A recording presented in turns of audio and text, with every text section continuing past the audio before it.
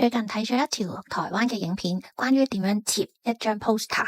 喺唔用外框底下，只要有呢3樣嘢，就可以唔傷害 poster 底下，成功黐到張 poster 喺牆身。第一樣準備皺紋膠紙，第二樣準備4個萬字夾，第三樣就係4個磁石。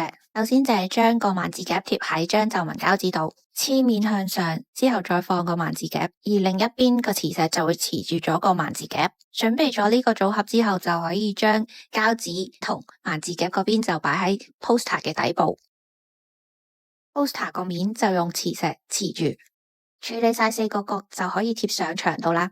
選擇用皺紋膠紙嘅原因就係佢比其他膠紙冇咁損害個牆身表面。知道咗呢個方法之後呢，就將我設計嘅 poster 黐滿晒我個 studio 啦。下條片見，拜。